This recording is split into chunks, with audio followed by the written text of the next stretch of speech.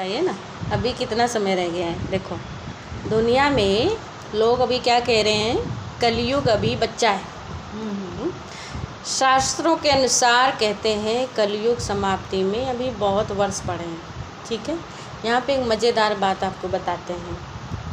आपने अपनी डायरी में आज के, मान लीजिए आपकी उम्र 50 साल है, आज के 25 साल पहले अपनी डायरी में आपने लिखा था मैं रविंदर कुमारी, क्या लिखते कुमारी, मैं रविंदर कुमारी 25 साल की हूँ। 25 साल पहले लिखा था, वो डायरी आपने संभाल के रख दी। ठीक है, वो आपने 50 साल के बाद देखी, लिखा तो वही है, लेकिन लिखे के अनुसार हम अभी भी सोचे नहीं मैं 25 साल की हूँ। ये राइट है? 25 तो बीत गए ना, तो लिखा तो मिट नहीं सकता है, लेकिन समय बदल गया, उम्र आगे बढ़ गई, तो 25 साल आगे बढ़ गए। अभी हम 50 के हो गए, है ना, अभी 50 के हो गए, लेकिन उठा के देखेंगे तो 25 ही लिखा है। लेकिन समझेंगे क्या, 25 नहीं मैं 50 की हूँ, ये नहीं समझेंगे नहीं मैं 25 की हूँ ना। इसी तरह से शास्त्र जो बनाए गए द्वापर युग में बनाए गए, कल आपने सुना था ना, शास्त्र बनाए गए हैं द्वापर युग में। भक्ति मार्ग जब से शुरू हुआ है उस समय लिखा गया था कलयुगे प्रथम चरणे जम्बूद्वीपे। शास्त्रों में लिखते हैं कलयुग का प्रथम चरण चल रहा है, शुरुआत होने वाली है, हो गई है। उस समय लिखा गया था, कब? द्वापर युग में, 2500 साल पहले, समझो। और आज वही, भले वो फट जाते हैं फिर नए बन जाते हैं, रिन्यू हो जाते हैं, लेकिन लिखा तो वही है, लिखा तो वही है कि कलयुग अभी बच्चा है, प्रथम चरण में है। लेकिन समय कितना बीत गया? 2500 समय, इतना 2500 साल, हाँ 2500, हाँ समय इतना बीत गया, लेकिन फिर भी मनुष्य इस अंधकार में पड़ा हुआ है कि कलयुग अभी बच्चा है। पर उनकी तो लाखों वर्ष वो बात करते हैं, ये तो सिर्फ 5000 को 4 समय। वो लाखों वर्ष इसलिए उन्होंने कहा है क्योंकि उन्होंने हर चीज़ को अनलिमिटेड बता दिया। क्योंकि जब किसी चीज़ का पूरी तरह से ज्ञान समझ नहीं होती है ना, तो कहते हैं कि या तो जैसे भगवान की समझ नहीं थी ना, तो सर्वव्यापी बोल दिया। जब कोई चीज़ समझ में नहीं आती तो लोग या तो छोड़ देते हैं या उसको अनलिमिटेड बता देते ताकि लोग दिमाग ही ना लगा पाएँ, है ना। ये चीज़ बता दी गई। आप ये सोचो, तो इस समय कलयुग अभी बच्चा नहीं है, थोड़ा सा बच्चा है, थोड़ा सा बच्चा नहीं है, बच्चा है। हाँ, भगवान के कहे अनुसार शास्त्र हमारे बताते हैं, यदा यदा हि धर्मस्य ग्लानिर्भवति भारत अभ्युत्थानम् अधर्मस्य तदात्मानं सृजाम्यहम् परित्राणाय साधूनां विनाशाय च दुष्कृतां धर्म संस्थापनार्थाय संभवामि युगे।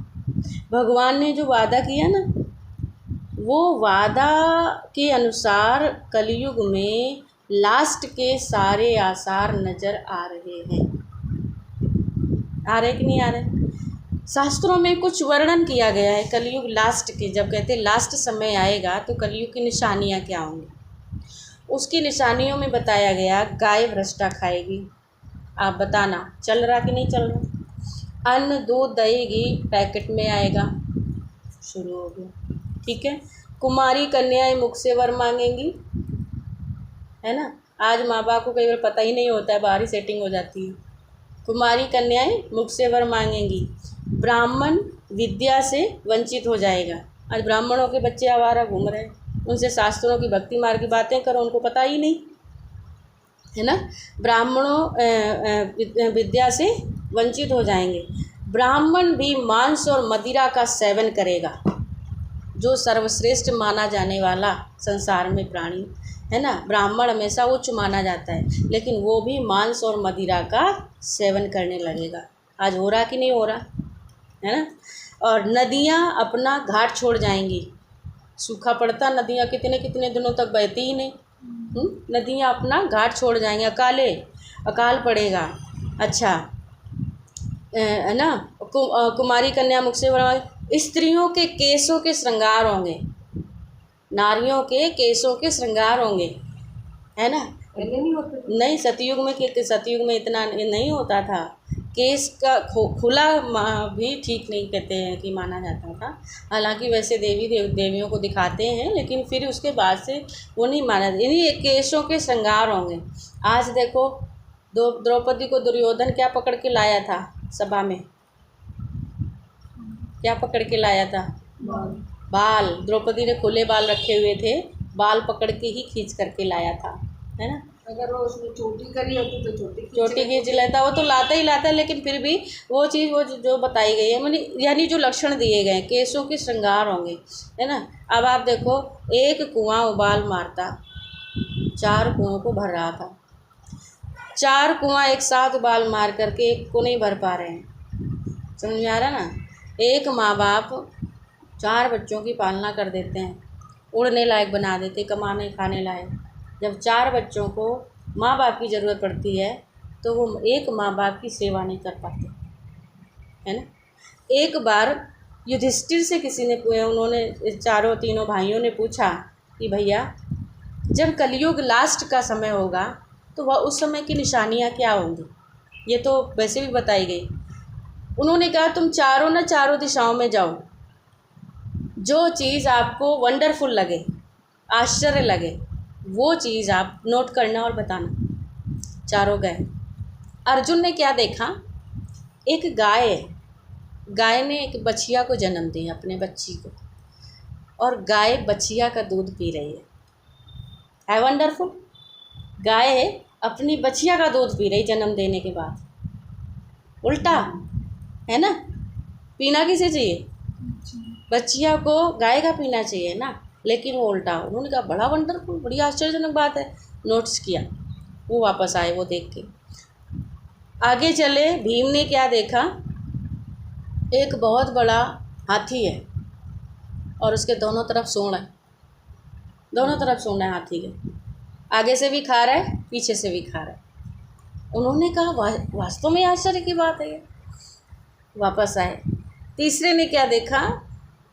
एक बहुत बड़ा पहाड़ है, बहुत बड़ा पहाड़ है, वो तिनके से टिका हुआ है, तिनके से। बोला, आश्चर्य की बात है, इतना बड़ा पहाड़ एक तिनके से टिका हुआ। हाँ। अब चौथे ने क्या देखा? चौथे ने क्या देखा? ये कुएं वाली बात। 4 कुएं आसपास थे, एक बीच में था। एक कुआं उबाल मार रहा था पानी का, चारों को भरपूर कर रहा था। फिर क्या होता था, एक वो बीच वाला सूखता था, चारों उबाल मारते थे, वो एक नहीं भर पा रहे थे। तो उसने कहा, बड़े आश्चर्य की बात है। चारों वापस आए और बताया। अर्जुन ने कहा, मैंने ये आश्चर्य देखा कि बछिया उल्टा दूध पी रही। युधिष्ठिर ने कहा, ये है कलयुग लास्ट की निशानी। कलयुग के लास्ट में ज़्यादातर माँ बाप बेटी की कमाई खाएंगे, क्योंकि बेटा अपना नहीं देंगे, छोड़ के चले जाते हैं। माँ बाप को बेटियों का सहारा लेना पड़ेगा। बेटी की कमाई खाएंगे, ये लास्ट की सीन है। उन्होंने बताया। उन्होंने कहा, हाथी का मतलब क्या है? कहा, हाथी का मतलब ये है कि दोनों तरफ सूंड का मतलब है। कोई बहुत बड़े अधिकारी होते हैं आज की दुनिया में, क्या है, उनको गवर्नमेंट तो दे रही है अच्छी खासी पगार, लेकिन पब्लिक से, गवर्नमेंट तो दे ही रही है लेकिन पब्लिक से भी, तो दोनों तरफ खा रहे हैं। कलयुग में ये होगा। पहला सीन था, पहला गाय और बछिया वाला था, ये हाथी के दोनों तरफ सूंड है, ठीक है ना। ये कलयुग के लास्ट में होगा। आज आप देखो, दोनों चीज़ें हो रही कि नहीं हो रही। अच्छा, तीसरी चीज़ क्या थी? अच्छा, अगर बेटा ना हो, हाँ, तो बेटे ही हो, हाँ, तो वो कमाई कहाँ फेंके? लड़की कमा रही है तो कहाँ फेंके? एक कलयुग की निशानी तो स्वाभाविक है, युग का प्रभाव है ना, ये तो होगा ही होगा। ये उन्होंने ये नहीं कहा कि ये होना नहीं चाहिए, तो उन्होंने कहा कि लास्ट युग में ये होगा, मजबूरी होगी लोगों की, ये मजबूरी होगी। अगर बेटा नहीं है, बेटी तो मजबूरी है ना। ये उन्होंने ये नहीं कहा कि नहीं होगा या नहीं होना चाहिए। उन्होंने कहा, जब लास्ट कलयुग आएगा तो ये होने वाला है ना, ये होगा ही होगा, क्योंकि युग का प्रभाव है, लास्ट का प्रभाव है, ये चीज़ है, ठीक है। बहुत बड़ा पहाड़ ना तिनके से टिका हुआ था। कलयुग में उन्होंने कहा, लास्ट का जब समय होगा, पाप, अत्याचार, अधर्म पहाड़ के बराबर होगा। और पुण्य कर्म एक तिनके के बराबर होगा, और एक तिनका से ही वो पहाड़ टिका होगा, है ना। आज है वो सारी सीन सामने है। लास्ट वाला तो आपको बताया ही है कि एक माँ बाप 4 को पालते हैं और 4 बच्चे एक माँ बाप को नहीं पाल सकते। तो अब आप देखो कि ये सारी सीन शास्त्रों के अनुसार हमारे सामने है। और अभी भी अगर हम कहें कि कलयुग तो अभी बच्चा है, लाखों वर्ष चलेगा, अभी ये लास्ट के हालात तो अभी नज़र आ रहे, तो लाखों वर्ष चलेगा तब क्या होगा? लाखों वर्ष चलेगा फिर तो क्या होगा? इंसान को खाने लगेगा, है ना। तो भगवान ने बताया कि बच्चा नहीं है, थोड़ा बच्चा है। देखिए, इस संसार में अधर्म का बोलबाला, पूरी सृष्टि काम क्रोध लोभ मोह अहंकार की अग्नि में तप रही है ना। काम क्रोध लोभ मोह अहंकार की अग्नि में जल रही है, अभी और कितनी जलेगी, है ना। और ये ज्वाला बहुत ज़्यादा बढ़ रही है। तब परमात्मा कह रहे हैं कि ये भूल में पड़ा इंसान आज अज्ञान अंधकार की निद्रा में सोया हुआ है। क्या कहता है? बुढ़ापे में भगवान को याद करेंगे, और ये अज्ञानता, कलयुग तो अभी बहुत समय पड़ा है, क्या करना है ना। इस अज्ञानता में मनुष्य सोया हुआ है, उसे ज्ञान ध्यान की बातें कोई सुनाओ, टाइम नहीं है ना। परमात्मा ने क्या कहा? सृष्टि अंतिम श्वासों पर है, कब इसका शुरुआत हो जाए कोई पता नहीं। निशानियाँ आपके सामने है ना, विनाश की तैयारियां आपके सामने हैं, हो ही रहा है। देखो देश विदेशों में हम सभी देख रहे हैं ना, हमारे सामने है। फिर भी हम सोचे कि नहीं, अभी कलयुग तो बच्चा है, घुटने टेक रहा है, रेडी ऐसे चल रहा है। जो बच्चा होता है ना, उसको एक बार कोई बात कह दो तो वो मान के सिमट के बैठ जाता है, लेकिन बुजुर्ग को कोई बात समझाओ तो क्या कहेगा? क्या कहेंगे? बुजुर्ग को कोई बात समझाओ या समझाने दो आप, तो क्या कहेंगे वो?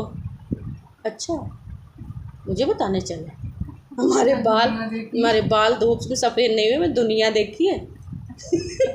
तो इस समय जो युग चल रहा है ना, कोई बात मानता है? कोई मानता? वो कहता है आप हमें ना समझाओ, मुझे पता है ना। तो इस समय बुढ़ापे वाले तो सारे सार हैं सामने कलयुग के, बचपन वाले तो हैं ही नहीं ना।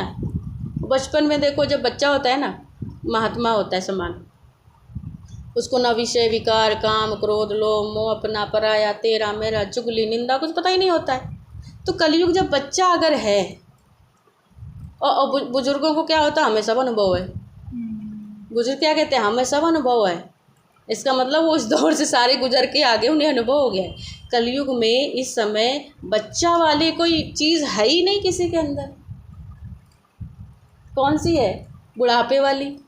तो बुढ़ापा है, लास्ट चल रहा है, सृष्टि अंतिम श्वासों पर है, ऑक्सीजन लगी हुई है ना। और हमारे लिए ऑक्सीजन क्या है? बाबा ने दिया, जो आध्यात्मिकता है ना, ये ऑक्सीजन है।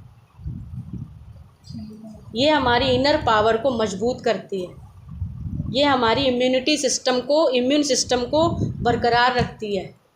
इसीलिए कहते हैं लाइफ में चाहे कितना भी कोई हो, लेकिन स्पिरिचुअलिटी बहुत ज़रूरी है। और वो स्पिरिचुअलिटी कहाँ से आएगी? वो आएगी जब हम सही और सत्य ज्ञान सुनेंगे, परमात्मा को याद करेंगे। ठीक है, तो हम जो मर रहे थे या जो जीने की आस छोड़ रहे थे, उन्हें जब कहते हैं कि जब कोई जीने की आस छोड़ दे, कमज़ोरी होती है, इम्यून सिस्टम उसका नहीं होता है, तो वो क्या करता है? उसको ना लास्ट में ऑक्सीजन लगाई जाती है। कहते हैं भाई बनावटी सांसें दी जाती हैं उसको, चलो हवा ऑक्सीजन, कुछ समय के लिए बंदा जी सकता है ना। तो ये ऑक्सीजन ना लगे, उसके लिए हमें क्या करना चाहिए? आध्यात्मिकता की ऑक्सीजन को लगा लो, है ना। आध्यात्मिकता की ऑक्सीजन को जब लगाएंगे, संसार में कितनी भी बड़े से बड़ी परिस्थिति को फेस कर सकेंगे आप हारेंगे नहीं, टूटेंगे नहीं, कमज़ोर नहीं पड़ेंगे, क्योंकि हमारे अंदर हमारी इनर पावर पावरफुल है और हमने समय को पहचाना है। ठीक है ना। तो इसलिए इस ऑक्सीजन को ना लगे तो सबसे पहले परमात्मा पिता को याद करके और उस ज्ञान को जीवन में धारण करना है। अज्ञान नींद से जागो, विनाश सामने खड़ा है। ओम शांति। ठीक है।